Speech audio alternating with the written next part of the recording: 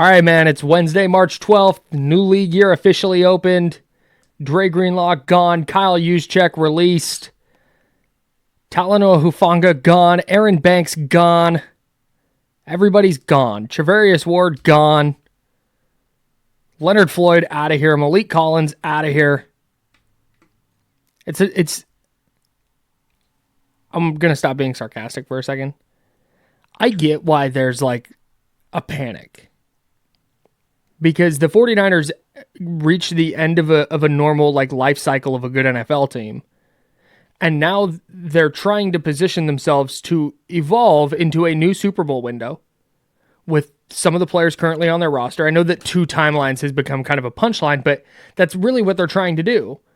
They're trying to keep the Nick Bosa, Fred Warner, Brandon Ayuk, George Kittle, Brock Purdy group, Deommodore Lenoir, keep that group together as they move into a new era where they're restocking their roster with draft picks and they're trying to stay competitive while they do it. The problem is this really great run didn't end in a Super Bowl, so it feels incomplete. But this is the logical thing to happen at this stage of this core and this team's life cycle. It's just really disappointing to see it tangibly happen. They went 6-11 last year, and it was super easy to just go, oh, well, they were banged up, they were hurt, they'll bounce back. But no, the roster is going to look very different, and maybe they do bounce back, but the roster is going to look a lot different, and it just feels like there was never the proper closure because they didn't reach the pinnacle. And I think that's why this feels like there's a finality to this offseason that if you're a fan, like it hurts in a way that makes the moves seem more dire than they are, if that makes sense. Yeah, and I think all that's fair. But as more time goes on and you look into what the team's actually doing, I just think it's frankly a massive overreaction to panic and think the 49ers are asleep at the wheel or the 49ers are just penny pinching and want to save money. I'm going to take an extremely contrarian take, and people might call me a homer for this. I actually think what the 49ers are doing what they're doing is smart. Like, I think this is actually the right way to go because they're coming off a 6-11 season in which they were old and slow and expensive, and they're trimming some of the fat and they're trying to get a little bit leaner. And obviously the financial components of it are related to the fact that they were all in the last 2 seasons financially on trying to win the Super Bowl, and it didn't work out. They went 6-11, so now they have to pivot. This is the consequence of going all in and not winning the Super Bowl. And to say, oh, the Niners are terrible now, and Kyle Shanahan is probably going to get fired, and maybe Kyle Shanahan needs a change of scenery because, he's on the Andy Reid trajectory, and he's at the same point with the 49ers as Reid was with the Eagles back before he went to the Chiefs. I disagree. NFL teams pivot all the time, and a lot of the smart teams do it successfully. The Patriots did it for years, right? The Buffalo Bills did it last offseason. They released they got rid of Jordan Poyer and Micah Hyde and Stephon Diggs and Tre'Davious White, and everyone in the offseason was like, oh my God, what are they doing? The Bills are going to be awful next year. They're completely gutting a competitive team. What are they going to do? Well, they went 13-4 and then went to the AFC Championship game. Obviously, they had the MVP in Josh Allen. Sure. And that's a huge component to this. But I don't think that just because the 49ers are moving on from a bunch of ancillary pieces around the margins who weren't all that good last year, I don't think that means they're all of a sudden going to be trash next season. If the 49ers if they do this correctly and hit on a lot of their draft picks, then they have a chance to usher in a new era and remain really competitive in a division that I think is still wide open. And if Brock Purdy plays back to the level that he played at a couple years ago and they get some health, I don't see any reason why the 49ers couldn't be competitive in the NFC because they still have Fred Warner and Nick Bosa and George Kittle and Trent Williams and Christian McCaffrey and Brandon Ayuk if he comes back healthy. Like you said, Deommodore Lenoir is somebody who could take another step and become an all-pro type player. So I might be more optimistic now about the 49ers in 2025 than I was before the week started. And yeah, like as a fan, if you grow attached to players, I see how it could be jarring to look at all of the guys that they have to replace. But look, fact is, this is a 1,000%. 6-11 team. Debo Samuel, this is Pro Football Focus. I went through all the grades. Debo Samuel was the 66th best graded wide receiver last year. Aaron Banks was the 50th best guard. Talanoa Hufanga was 118th best safety. Malik Collins was 100th best defensive tackle. Leonard Floyd was 157th best edge player. Travarius Ward was 147th best cornerback. Javon Hargrave was the 78th best defensive tackle. If you want to say that all of this established talent is going out the door, fine. But you will have a hard time making a strong case that the 49ers shouldn't have paid market value for these guys based on what they did 2 years ago and not last year. So teams need to get leaner. Teams need to reshape their roster. The 49ers have a ton of dead money. They're about to give Brock Purdy a ton of money. It doesn't make sense to overpay washed players. I'm not saying all these guys are washed, but like none of these guys feel like they're on an upward trajectory. So yeah, they have to reset. And look, if the 49ers are bad in 2025, which they very well might be, it's going to be because of the missed drafts, which you made this point in 2022 and 2023. Those drafts were not super effective, save for Brock Purdy, right? Yep. But it's not, if they're bad in 2025, it's not going to be because of what happened this week. It just isn't. Right. Yeah, so man. I think the 49ers were wise to get rid of a bunch of the players that they did. I think you can make a case that Dre Greenlaw was really the only player that hurt them. But even then, when you talk about Dre Greenlaw, he's a guy who's coming off an Achilles tear and got paid a bunch of money at a non-premium position. And Kyle Juszczyk, who great player on the other side of 30, not a premium position. Those guys are not irreplaceable. Right. So, yeah, if you're a fan and you're attached to these players, I get it. It can suck. But this is something that NFL teams have to do, and successful teams do it all the time. And it wouldn't surprise me at all if the 49ers were successful doing it. But they still have to do it. And I have plenty of questions about their ability to do that, but I don't think their process is wrong right now. Yeah, that's where I keep landing. Like, they might suck this year. That's a thing that's very much on the table. But also, like, sports books, right, are not really in the business of losing a lot of money. The 49ers are still favored to win the NFC West. And I think they're 14-1 to win the Super Bowl. Yeah. Like, they're not, again, are they as good as they were heading into, like, 2023? Like, no. But are they going to be as good as they were in 2019? Like, maybe. But it's not, I saw some people online talking about how, and again, Twitter's not real life, but it just, if anybody has this thought, it was like, you can't rely on hitting on an entire draft class to replenish your roster. And it's like, it doesn't have to be an entire draft class. If their 11th overall pick is a really awesome, it could be, let's say it's Ty Warren, the tight end from Penn State. If he's just awesome, if he's Brock Bowers, year one, you feel way different about the 49ers now. If they pick a defensive lineman and that defensive lineman is DeForest Buckner, or their rookie year Nick Bosa off the edge, your defense looks a lot different. Like they're not as far away as it seems in terms of, like, yes, they need to hit on draft picks, and you're right. If they whiff on the 2025 draft the way they whiffed on 22 and 23, they're going to be in a bad spot. But like, every team needs to draft and develop at some point. It's just there's a microscope on the 2025 draft, and frankly 2024. Because you're looking at, like, Malik Mustafa. You need him to be good. Renardo Green, you need him to be good. Dominic Pooney, you need him to be good again. Ricky Pearsall, you need him to take a step forward. So the 2024 draft too, but the reason there's that microscope on 2025 is what you just said. It's because they have nothing from 22 and 23. There's nothing super notable. Like, maybe Jair Brown takes a leap this year and is awesome as a starting safety. So the 22 draft bears a little, or 23 draft bears a little more fruit. But like, that's why there's such a focus. It's not like they pulled the plug and went, we're done spending money, go find it in the draft.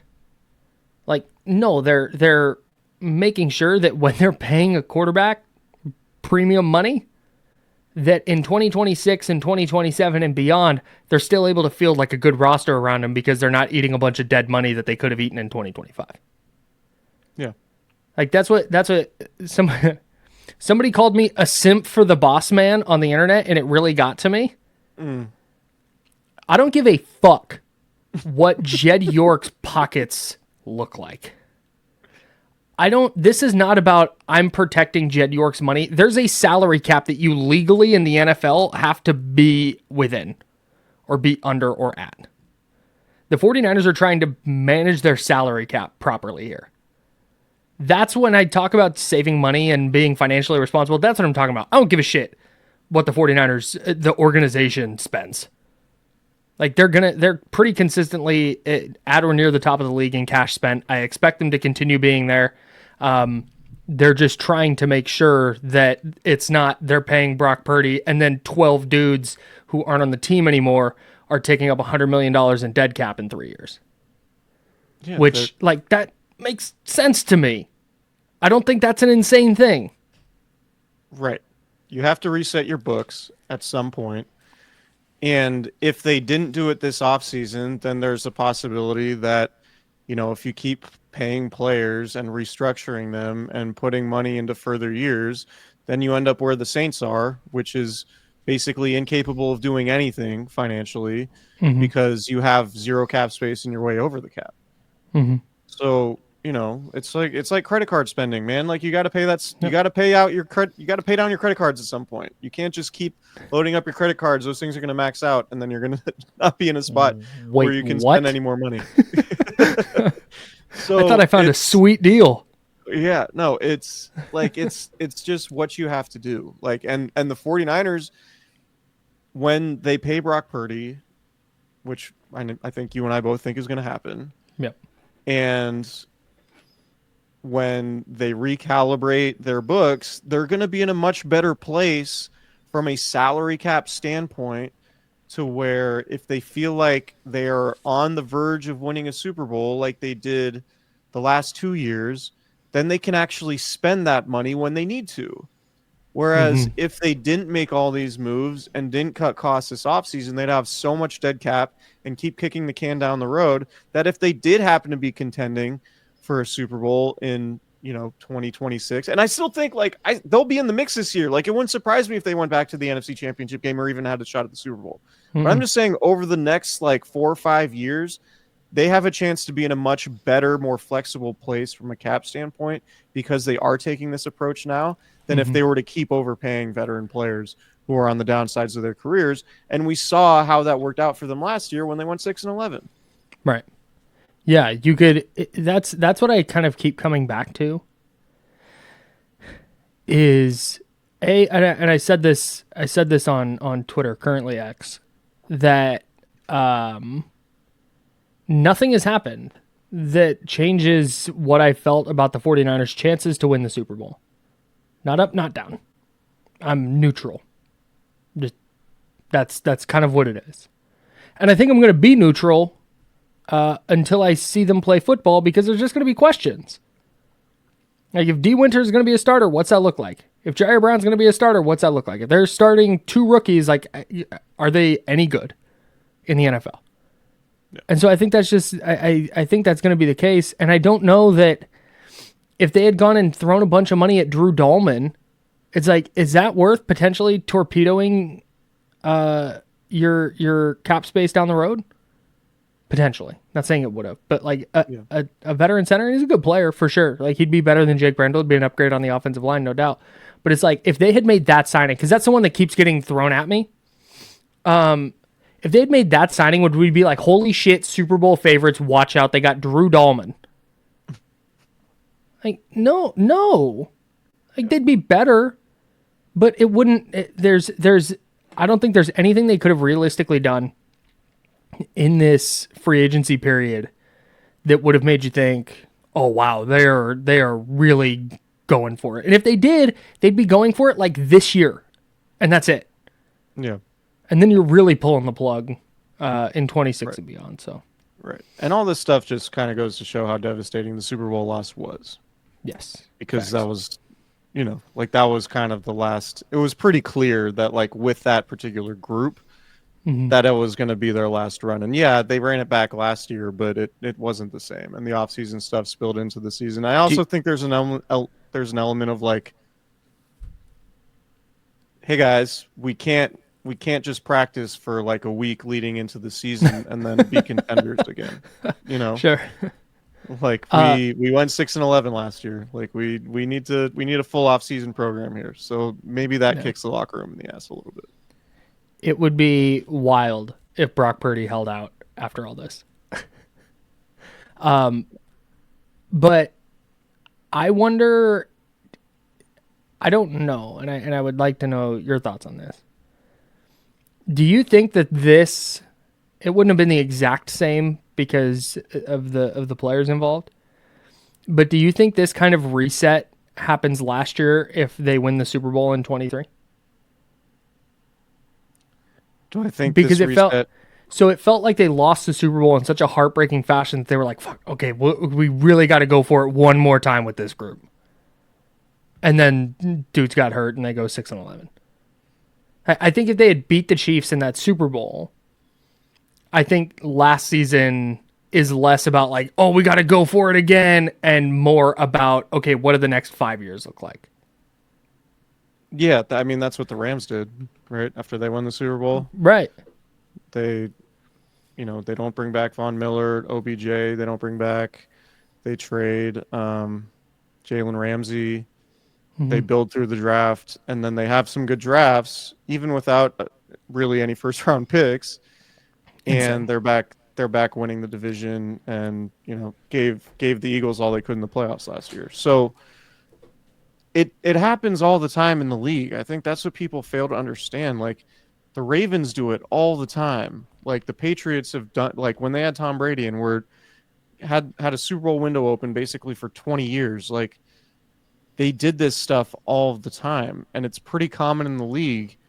And yeah, you're not winning free agency every spring, but you're winning a lot of games because you have a program in place to develop players, and you're drafting well, and you're building the roster out that way. It happens all the time. The Bills are the latest example, but and anybody listening to this would be like, well, the Niners and Bills aren't analogous because the Bills have Josh Allen.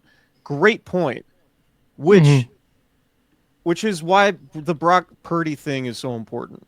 Like, yes, the Niners' success is going to be defined by Brock Purdy and ultimately Kyle Shanahan and their ability to draft and resupplement the roster. So, yes, like if you're going to say, well, the Bills are able to do it because of Josh Allen, I would absolutely agree with you, which is why the 49ers' success is so dependent on Brock Purdy not letting guys who were 66th and 50th and 118th and 100th and 157th and 147th and 78th at their positions. According to Pro Football Focus. According to Pro Football Focus. And again, like PFF grades aren't everything, but it's pretty rare that like super awesome players are ranked 66th and 120th at their positions. You know what I mean? How many snaps though? I'm joking. Here's an exercise I would like to do.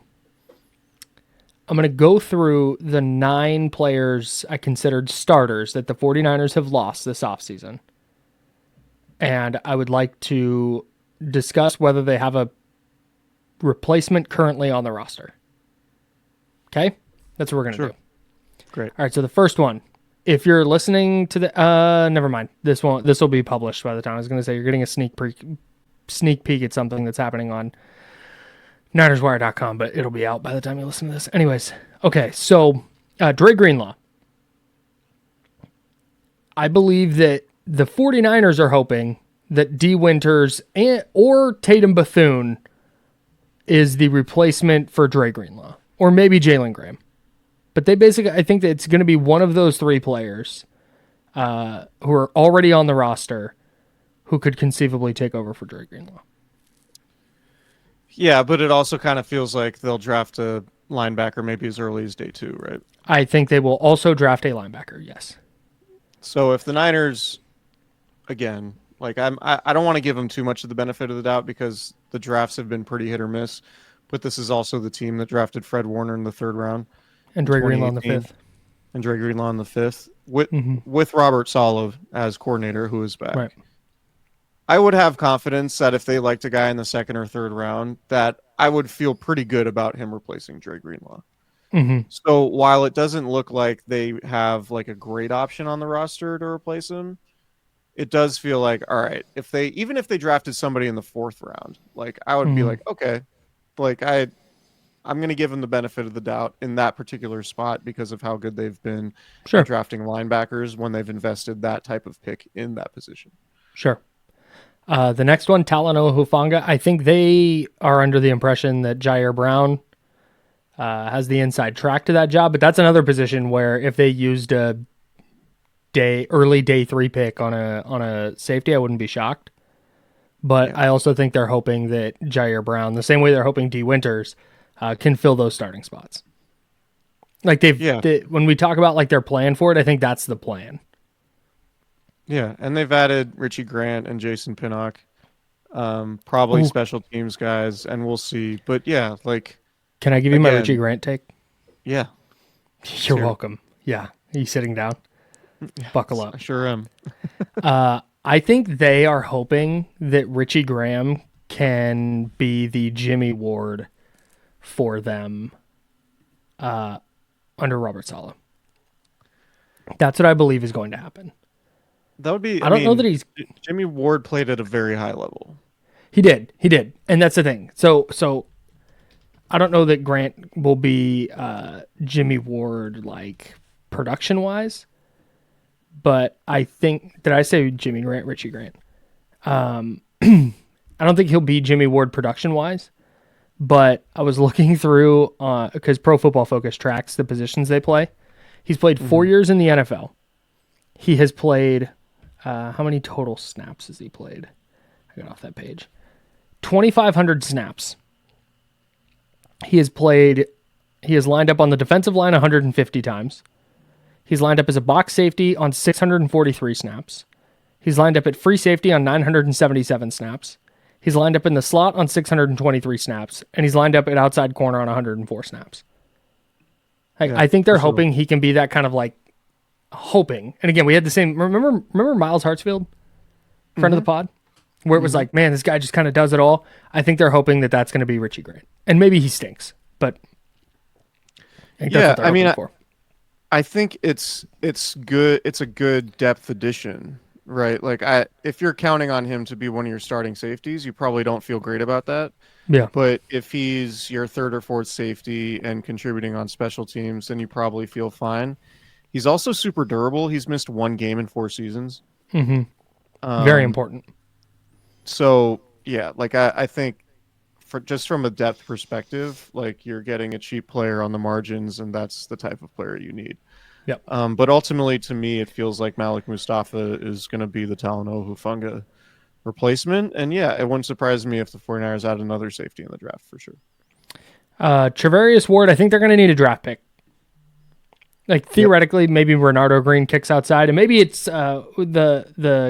they picked up Trey Tomlinson off waivers from the Rams. Maybe Trey Tomlinson is the slot corner and Green kicks outside, but they need a third corner, and I think they're going to try and find one in the draft. Yeah, and that's why we did a whole podcast on Will Johnson. Like, you need 3 corners. And I think Will Johnson, if he's there at 11 and you really like him, I think it would be a perfectly justifiable pick there. So I wouldn't have any problem with that, even though you did just commit financially to Diamador Lenore and you did just draft Renardo Green. I don't think any team would be upset with the idea of having 3 really good corners. Yeah. So, it's in the mix. And I'm sure that'll be a position that they address in the draft also. Speaking of, just sidebar real quick, we need to do an entire podcast about Shedeur Sanders' draft stock and how it's tanking and how that might really screw the 49ers. Because he was supposed to go in the top 10, and instead, if a different good player goes in the top 10, it's one less good player that's available for the Niners. Sure. Moving on. Left guard, Aaron Banks. I think Ben Barch is going to start. He was a backup last year. did a nice job before he got hurt. I think they're hoping that Ben Barch is going to be a $1.1 million starter on the offensive line. Seems possible. I don't have a strong Ben Barch take. But yeah, it seems possible. It just like I get Aaron Banks was a pretty good player 2 years ago. He's fine, yeah. For him to get $77 million, and again, I haven't dove into the structure of that contract yet, but that just seems like an insane contract that the Packers gave him, honestly. Yeah, that's pretty wild. Like, he's a good player, but I don't. When the Niners saw that deal, I don't think anyone was really upset about the fact that he didn't bring him back. Yeah, I've seen references to like blowing up the offensive line. It's like they've let one guy go, and he was just an okay player. I don't necessarily agree with that. Okay, Javon Hargrave, I think they're going to need to draft at least one defensive tackle to start. So what's the You're a big over-under? Ken Grant guy. I'm a big Kenny Grant guy from that team Go up blue, north. baby. Just Wolverines through and through. You bleed adamantium. Yeah, for sure. What's the over-under on the number of defensive tackles they draft this year? Is it 2.5? Over-under at 1.5, yeah. Okay. Would it be 2.5 defensive linemen? That I'll buy. Yeah. Because it's supposed to be a super deep defensive line class this year. So if they went like D tackle, edge D tackle in the first 3 rounds, that would be the most on brand thing ever. Yeah. And I wouldn't hate it for them. There's zero amount of defensive linemen they could draft that I would be like bad draft. Yeah. If they use, let's just say they're going to have 11 picks, or they have 11 picks. Let's just say they stick at those 11. If they took like 7 defensive linemen, I'd be like, yep, makes sense. Yeah. Just given the importance in the like, just throw some darts, man. I don't think they'll do that, but this just popped into my head after you mentioned the Shador thing. Does it feel like this is the first time the Niners like really trade down in the draft? It feels like they're poised to like move from like 11 to, I don't know who's picking where, but like 11 to 22, and then you get like a 2nd round pick and a 4th, and you're just kind of like loading up in the middle rounds or like day 2. Yeah, I could see them trying that. For sure, but also if they're in love with somebody at 11, I don't think they would trade out of that spot for the sake of getting more picks. But if they're just like, yeah, there's 8 dudes we could take here and we'd feel good about it and we can trade back 4 spots, we'll take one of those guys, then fine. But if there's somebody they're super convicted on, I don't think they should mess around with moving around. Just take them and call it good.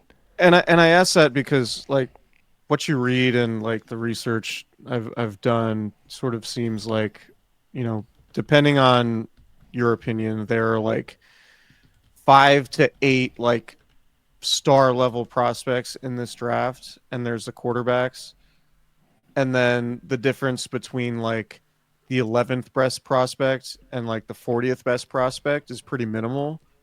Mm-hmm. So like Ken Grant's an example, and like we joke about like, oh, like love him at 16, hate him at 11. Like, but like if you think that he's just as good as anybody who would go 11th or 12th and you can get him 20th, like why not trade back and get more bites at the apple, because you have all these needs and you need to replenish the roster. It kind of, the way the from what I understand the draft class is looking like, it does seem like a good opportunity for the 49ers to trade back. Yeah, that wouldn't shock me whatsoever. If they're, like I said, if there's just, I'm just going to repeat myself. If they're sitting at 11 and there's a tier of players that they're like, yeah, hey, we're into tier 2 and there's 9 dudes, great, move back. Yeah. But I also think at the other defensive tackle spot, Malik Collins was released. He started all 17 games for the Niners last year. I kind of think Evan Anderson, the undrafted rookie from last year, is going to start. I I'm mean, not if the- expecting. if I'm they had not to play- expecting. I could be wrong. Maybe it's Jordan Elliott. Maybe it's another draft pick. I don't know. But I started looking at Anderson's numbers today, like some of the peripheral stuff, and he was really productive. So maybe that he got to be productive because he was playing minimal snaps. I think he played fewer than 300 snaps last year. But in those 300 snaps, he did a really nice job, and it wouldn't shock me at all if in year 2 they just are like, "Yep, that's a starter." Gun to my head, I think who like either first or second or third round, whoever they take there is going to start. Okay, that's fine. At defensive tackle. Like I would be stunned. You think they start 2 rookies? Maybe. Maybe. I think you'd go with the more experienced guy in Anderson, but sure. I mean, we did go to training camp practice and we saw him running around out there. So, Dude, Spencer Wagey? Is he available? Leonard Floyd was released. I think, dude, defensive, like, I get when people are concerned when they're like, what are they doing on the defensive line? Because I don't have a good answer for that. yeah, and look, Joey Bosa made sense for a bunch of different reasons.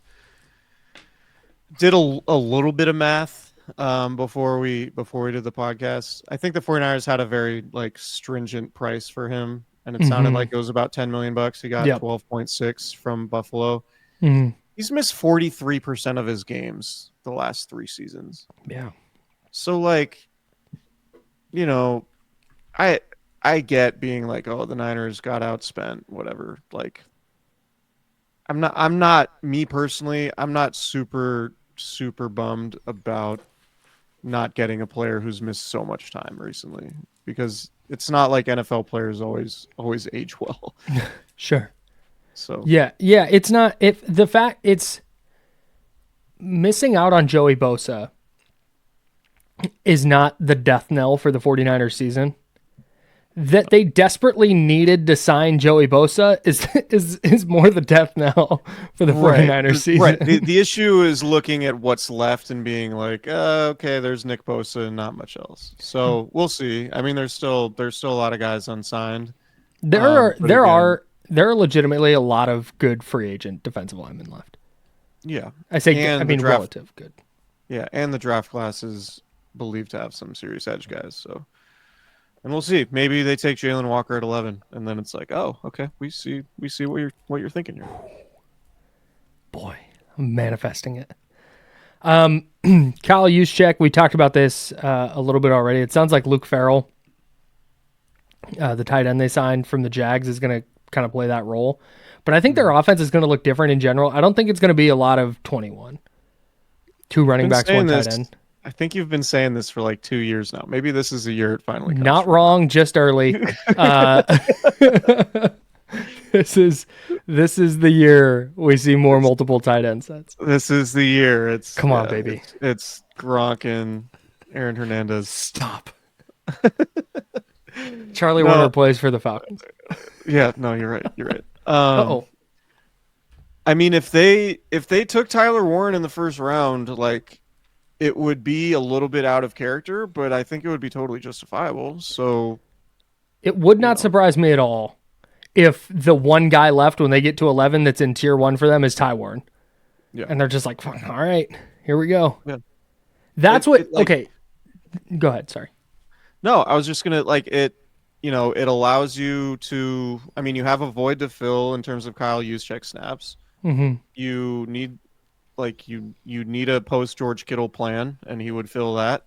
Mm-hmm. And in the meantime, having 2 potentially elite tight ends for Brock Purdy would make a whole lot of sense. And I think Kyle Shanahan could really scheme up an offense where he had 2 elite tight ends. So yeah, it would certainly be justifiable, but it would leave you with a lot of questions about the defensive line, depending on, how the rest of the draft class shakes out. So that's what I've been trying to get at when we've been doing I've been doing a bad job of articulating the whole like draft good players thing. Yeah. Like it's been kind of a bit, but it's also serious. If Ty Warren, what I've been trying to articulate is if it's Ty Warren, tight end, Penn State, he is a tier 1 guy for you. He is the clear-cut best player on the board. But there's like 3 or 4 defensive linemen that you like, and you can trade back a couple of spots, and you feel like you'll get one of those linemen there. Just take Ty Warren. Don't worry about maybe one of these defensive linemen. Definitely, we love the tight end, but like, we kind of like one of these defensive linemen. Just get the tight end. Just get the better player in the building. What about just trading back, getting more picks, and going Colston Loveland? Oh, you would love that. I'm just Another whole Wolverine. in on the Michigan guys. Just want give the me all of the Wolverines. Wolverines. Trade for JJ McCarthy? Let's go. Yeah, I mean, look, Let's make this happen. The only team to take, or actually one of two teams to take down the national champs last year. Great point. Great point. Winning pedigree. Gotta pick at that mine. Yeah, no doubt. I'm out on Colston Loveland. Weak as a blocker. Thumbs down. Weak as a bucka. Yeah. More of a move guy. Yeah, definitely more of an H back. Yeah. Yeah, more of an F. Yeah. Well, that's why you got Farrell. Sure. And then the last one, Deebo Samuel. I don't think they're going to draft somebody to replace Deebo specifically. But I'm guessing Juwan Jennings steps into that role. Or Ricky Pearsall. They have a couple receivers. I need to dive into the Arizona receiver. Tet? From what I know, but the little I know about him, he does not seem like a Kyle Shanahan guy. Like everyone talks about him like he's Drake London. And Drake London is definitely not a Kyle Shanahan type receiver. Mm-hmm. So maybe he's not, but I need to do some looking before I can formulate a real accurate take about whether or not.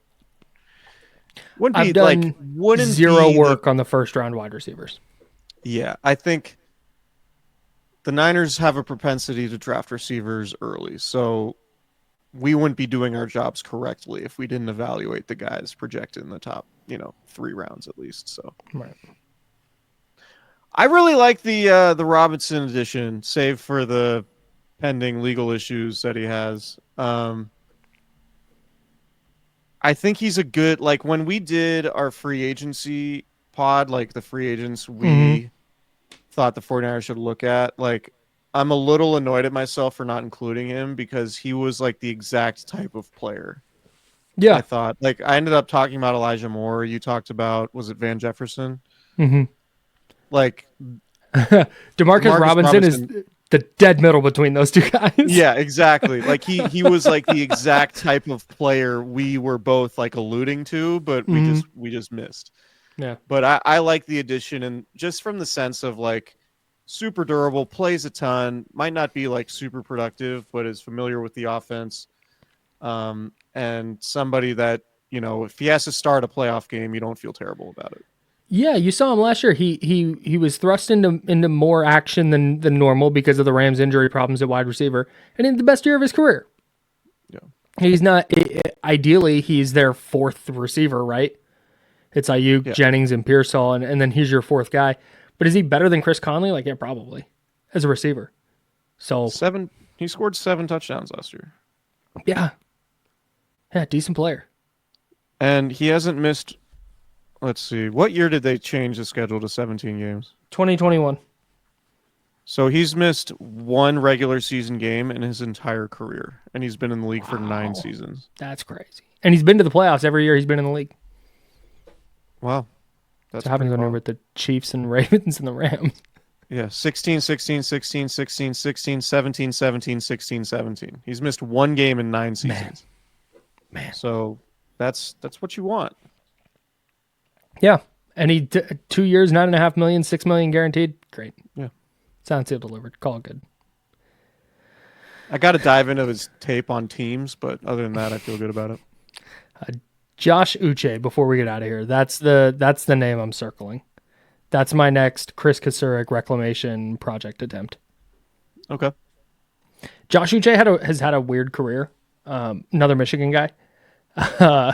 Obviously. He had a huge year in, was it 2022? He had a really, really big year. Came back down to earth, and then last year got traded mid-season to Kansas City, and by the end of the year, he was a healthy scratch. Like, just a very odd... Yeah, 11.5 sacks in 2022, 3 in 2023, and then 2 last year, and was a healthy scratch with the Chiefs for most of his tenure there. Yeah, former second round pick. Yeah. Yeah, that is odd. Just seems like a perfect 1 year, $4 million, couple guaranteed. Kinda feels a little Arden Key-ish. Maybe he gives you 6 sacks. Yeah, a little undersized, but Yeah. maybe he goes and gets you 6 sacks and helps your depth, or maybe he just stinks in football. I don't know. I don't know anything about him, but like, what you laid out, maybe he's a mercurial personality, sort of like Arden Key. Sure. Arden Key, I believe he's also a free agent. I think. Yeah, probably not someone I'm dying to go cash out, but Anyone know what Randy I think the Gregory's Niners up are going to be fine. Like, if they draft well, sorry, I'm like trying to spit out 4 different thoughts at once. The Niners draft well and Brock Purdy plays well and they stay healthy, I think they'll be just fine. I do not view this as some dire situation. I think a lot of the people panicking about the 49ers right now are secretly worried that Brock Purdy's not good. Which is, I mean, if that's your reason for not being optimistic about the Niners, then I think that's totally fair. I think that's way more fair than being like, they lost Talanoa Hufanga, like they're gonna suck now. And bro, but to keep it a stack, that's why his deal's not done. If the 49ers thought he was going to be Patrick Mahomes or Josh Allen and they were just going to be in contention every year, he'd have a deal. But they're worried about the same thing. I don't want to give Nick Wright too much credit here, but he did make a point, and I think he was doing a hit on Colin Cowherd's show, where we talk about it, and it's like, man, if you're gonna pay Tua and you're gonna pay Trevor Lawrence, like Brock's got to be in that range, right? Mm-hmm. But Nick made the point where he's like, do you think those organizations are super pumped that they paid Tua and Trevor Lawrence that money? Because they're probably not. And then you think about it like, all right, that's a pretty fair point. So, yeah, I don't know. I just think you pay him what the market says. You insulate yourself by trying to make it sort of a team-friendly deal in the sense that like you're not locked in for 6 years and it's not all guaranteed. And if you need to pivot, you can pivot. I don't think this is going to crash and burn like a Russell Wilson in Denver situation, because ultimately you do have Kyle Shanahan, and Kyle Shanahan loves Brock, and it's a very like good pairing. So I'm optimistic that it would work, that it wouldn't be like, oh God, we gotta eat 120 million in dead cap and and this is gonna suck. So I'm still kind of like, all right, pay him the 50 to 55 million a year, just do it because that's the going rate. But I do understand if you're not optimistic about the 49ers because of the quarterback, I think that's fine, because we haven't seen Brock be the rising tide that lifts all boats. We've seen Brock be a high-level player in ideal circumstances, and we'll see if he can evolve into more than that. Yeah, can you do, because, I mean, I guess we can just get into it. We can save this for another episode too. Yeah, let's do that, because I have a lot on this, so we can do the Brock contract episode another time. Yeah, maybe early next week. That's what we call tease in the business.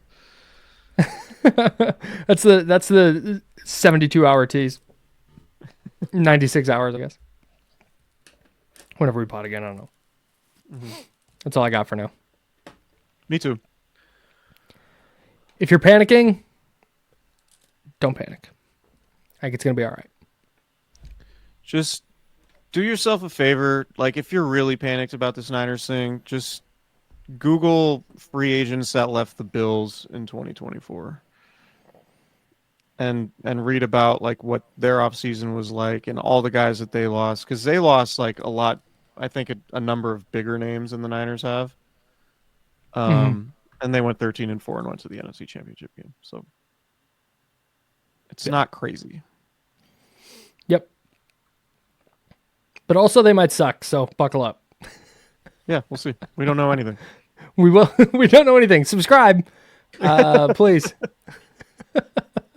We're on YouTube at Candlestick Chronicles Podcast, youtube.com/at Candlestick Chronicles Podcast, or just search Candlestick Chronicles. We pop up right there. And of course, wherever you get your pods, make sure to subscribe there as well. We would appreciate the hell out of that. And we will be back sometime next week. Or if there's big breaking news this week, we'll be back at some point this week. But a lot of free agency news coming, a lot of draft analysis to do. I can't wait to get into it here on Candlestick Chronicles, and we'll talk to you next time. See you guys.